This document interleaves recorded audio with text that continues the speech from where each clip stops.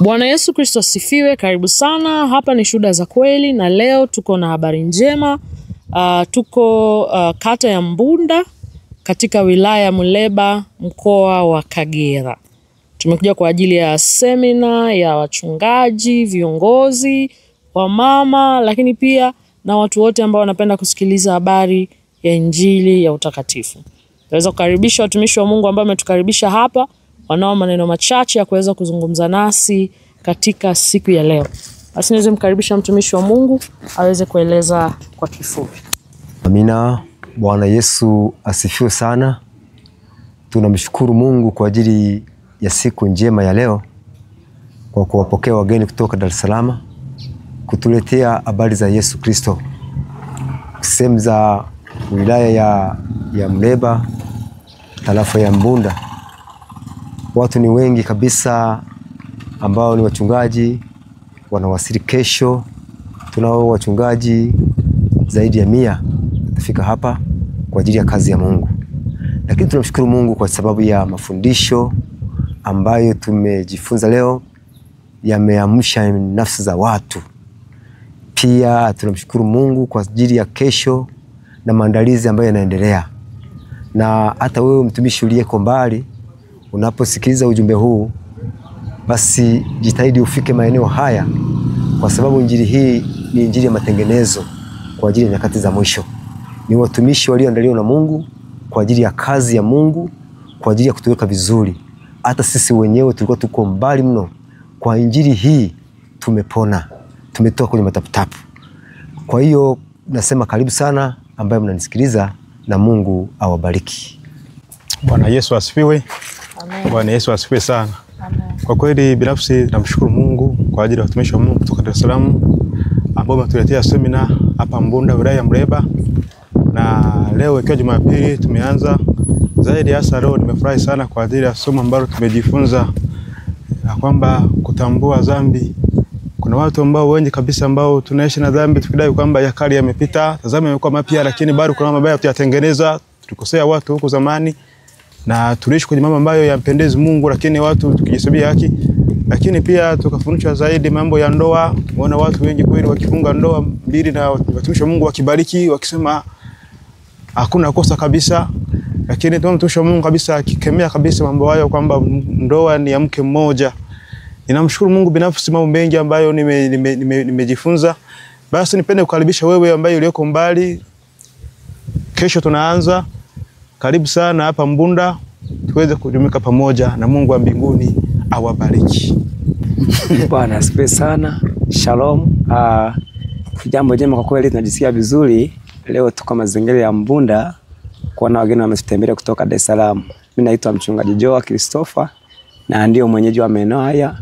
Tunabarikiwa sana kuona watumishi wa Mungu wametokea mbali kwa safari ndefu, wameweza kufika huku, na leo ilikuwa ni siku ya Jumapili. Katika ibada ya leo tumebarikiwa na semina inaenda kuanza kesho. Kama uko mazingira ya karibu ni mbali, tunakukaribisha. Lakini jambo ambalo nakazungumza kidogo ni pale ambapo Paulo alisema kwamba wataendaje pasipo kupelekwa. Na maana yake injili inatakiwa kama hii injili ya kweli ya nyakati za mwisho ambayo inalenga habari za utakatifu, kuwaleta watu kwa Yesu au kujenga mwili wa Kristo. Kwa hiyo upate pengine hata kuchangia, uende pengine watasema, lakini mimi naona kwamba wanatumia gharama kubwa kusafiri na vyombo na nini na kula. Na sasa semina inaendelea, watu wanahitaji nauli, wanahitaji kula. Upate kushiriki katika baraka hizi na usikose kushiriki, na Bwana akubariki sana. Amen. Shalom. Bwana Yesu asifiwe. Kipekee nipende kumshukuru Mungu kwa ajili ya kufika mahali hapa katika wilaya ya Muleba, Mbunda Center, na tumekuja mahali hapa kwa ajili ya semina. Pia tunataraji kuwa na mkutano wa nje. Na katika kuandaa semina hii kuna gharama ambazo tumezitumia, kuna bajeti ambayo tulikuwa tumeipanga. Na makadirio ya bajeti ambayo tulikuwa tumeipanga ilikuwa ni kama kiasi cha shilingi milioni 4. Na katika ile shilingi milioni 4, Mungu akabariki tukawa tumepata kiasi cha kama shilingi milioni 2.5. Na tukawa na upungufu wa shilingi milioni 1.5. Pamoja na hayo, mara baada ya kufika huku, kuna wachungaji wengi wakawa wanatamani mara baada kusikia taarifa za hii semina, wakawa wanatamani kufika katika hii semina, lakini wakawa wamekwama katika maeneo yao tofauti tofauti. Wengine wako nje ya ndani ya mkoa, wako nje ya mkoa wa Kagera, na wengine wako ndani ya huu mkoa wa Kagera. Na wachungaji hao baada ya kupiga bajeti yao tukapata gharama yao ni kama shilingi 1,500,000. Kwa hiyo katika bajeti yetu tukawa na upungufu wa shilingi 1,500,000, na tukawa tena na ongezeko la wachungaji wengine wanaohitaji kufika mahali hapa shilingi 1,500,000. Kwa hiyo tukawa tuna upungufu wa shilingi 3,000,000. Kwa hiyo nikusii sana wewe mtu wa Mungu ambaye uko pamoja nasi, tunakusii sana, tunaomba ukapate kuchangia semina hii, na Mungu wa mbinguni akubariki sana. Pia wachungaji watakaoweza kufika mahali hapa pa semina, kuna gharama za marazi, maana yake watapata chakula hapa na watakuwa kambi hapa, watakaa katika eneo la hapa kanisani. Kwa hiyo kuna gharama zitakazoweza kutumika kwa ajili ya chakula kwa siku zote hizo za semina wakati inaendelea. Kwa hiyo ni kuendelee kukusii sana wewe mtu wa Mungu, sadaka yako utakayotoa ili iweze kutuwezesha kufanikisha zoezi hili. Mungu akubariki sana. Amen. Kama vile ambavyo umesikia watumishi wa Mungu wakiongea, nipende kukukaribisha sasa katika kuchangia kazi ya Mungu. Fedha yako, sadaka yako si bure, kwa sababu unaweka mbele za Mungu kule mbinguni. Ni hazina. Kwa hiyo nikuombe usapoti kazi ya Mungu. Tumefika hapa na fedha zinahitajika, mambo mengi yanahitajika.